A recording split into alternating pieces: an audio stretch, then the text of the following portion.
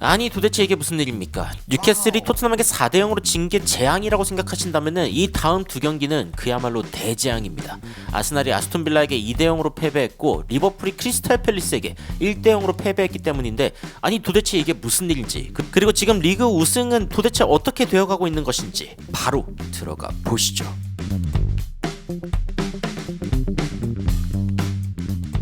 자, 분데스리가가 일단 34경기 중에 29경기가 끝났습니다. 그러면서 바이엘 레버쿠젠이 일단 1위를 확정짓게 되었고 결국 분데스리가 우승을 차지하게 되었습니다. 역사적인 순간인데 이 상황 가운데 엄청나게 많은 팬들이 이제 경기장으로 쏟아져 나오는 그런 진풍경이 이제 연출되기도 했고 엄청나게 많은 팬들이 이제 쏟아져 나왔는데 이럴 수밖에 없는 이유가 있습니다. 왜냐면은 레버쿠젠 분데스리가 역사상 첫 우승이기 때문입니다.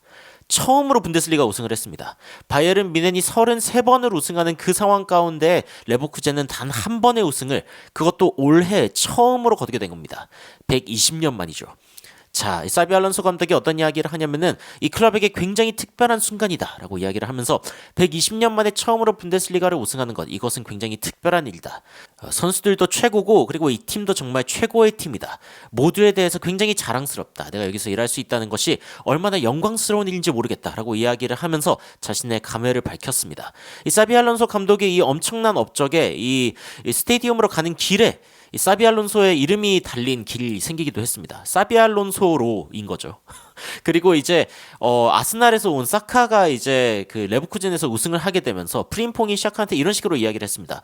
너가 아스날에서 왔지만 결국 여기에서 우승을 했다. 그런데 아스날도 이번 시즌 우승 가능성이 있지 않았습니까? 라고 한다면은 지금은 그렇게 보이지 않습니다. 왜냐면 아스톤 빌라에게 2대 0으로 패배했기 때문입니다.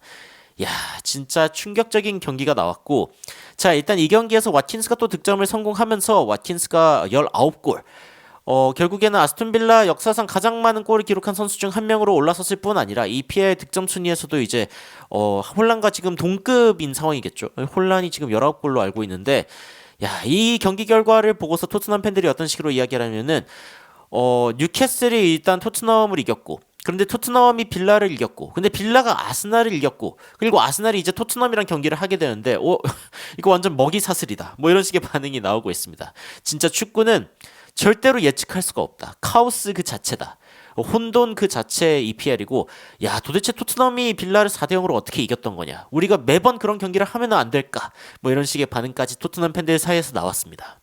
그런데 이제 리버풀과 크리스탈 팰리스도 지금 경기 결과가 나왔는데 크리스탈 팰리스가 1대 0으로 리버풀을 이겼습니다. 아 진짜 이게 말문이 막히는 느낌이 있습니다. 이 BBC에서 이 리버풀에 대해서 이야기를 하는데 로버트슨, 알리송 등등 야 전부 다 4점대 이하의 평점을 줄 정도로 이 리버풀 팬들이 굉장히 분노했던 그런 경기 중 하나였고 이날 경기가 좀 인상적이었던 이유는 리버풀이 이길 만한 경기였기 때문이거든요. 자 크리스탈 팰리스와의 홈 경기였는데 리버풀 홈 경기였는데 1대 0으로 지게 되면서 충격패를 당했다. 그리고 아스날도 아스톤 빌라에게 2대 0으로 졌는데 자 일단 리버풀 같은 경우에는 맨체스터 유나이티드와 2대 2로 지난주에 비겼기 때문에 이겨야 되거든요. 이겨야 되는데 아이고 이번 프리미어리그 세 번째 패배를 겪게 되었습니다. 그러면서 에제의 골로 14분 만에 나온 에제의 골로 결국에는 1대 0 앞서갔죠.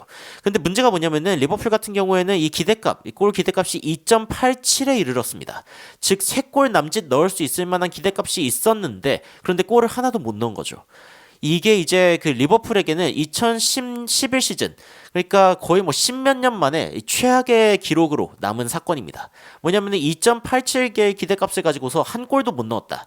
이거는 거의 역사적일 정도로 최악의 골 결정력을 보여줬다라고 이야기할 수 있는 대목이고요.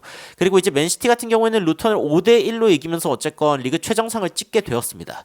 이렇게 되면서 맨시티는 리그 우승 확률이 70%에 이른다라는 이야기가 나오고 있고 다른 팀들의 우승 확률은 극적으로 떨어졌습니다. 네, 맨시티 같은 경우에는 원래는 40.6%였는데 33라운드가 지난 뒤에는 70%로 이 우승 확률이 굉장히 올라갔고 아스날 리버풀은 급감했습니다.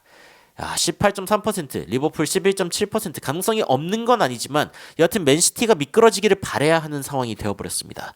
그러면서 맨시티가 일단은 1위 결국에는 1위에 올라섰고 리그 우승 확률도 압도적으로 높은 상황이 되어 버렸습니다. 그런데 사실은 뭐 이 정도로 지금 큰 차이냐? 그렇지가 않습니다. 한 경기 한 경기 어떻게 되느냐에 따라 다른데 맨시티가 일단 승점 2점을 앞서고 있는 상황이고 아스날 리버풀은 승점 71점으로 따라가고 있는 상황. 아스톤 빌라와 토트넘은 승점 60점, 63점으로 4위, 5위에 위치해 있는데 토트넘 같은 경우에는 아직 32경기 치른 상황. 아스톤 빌라가 한 경기를 더 치른 상황이기 때문에 이렇게 보면은 토트넘이 아스톤 빌라를 따라잡을 수 있는 가능성 여전히 남아 있습니다. 물론 토트넘의 앞으로 남아 있는 일정이 훨씬 더 힘들고 아스톤 빌라가 결국 아스날을 이겨냈기 때문에 이게 또 어떤 변수로 작용할지는 지켜봐야겠지만 말이죠. 일단 토트넘 입장으로서는 유럽 대회에서 영국 팀들이 잘해주기를 바래서 이 5위 자리까지 프리미어리그에 챔피언스리그에 진출할 수 있게 하거나 아니면 아스톤 빌라와의 어떤 순위 역전을 노리는 수밖에 없게 됐습니다. 끝까지 치열할 수밖에 없는 EPL이 되었고 우승도 치열하고 챔피언스 리그를 가기 위한 이 노력도 치열하고 이 밑에 있는 뉴캐슬, 맨유 여기에 싸움도 치열하고 여하튼 EPL은 난리가 났습니다.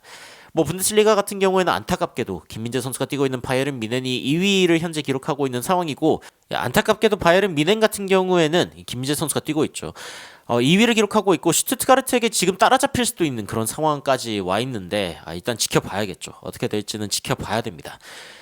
EPL의 우승 향방은 과연 어떻게 될 것인가 끝까지 예측할 수 없는 가운데 손흥민 선수가 뛰고 있는 토트넘이 이번 시즌 어떤 끝을 향해 달려갈 것인지 한번 끝까지 지켜보고 재밌는 외신 소식 있으면 여러분들께 전달드리도록 하겠습니다.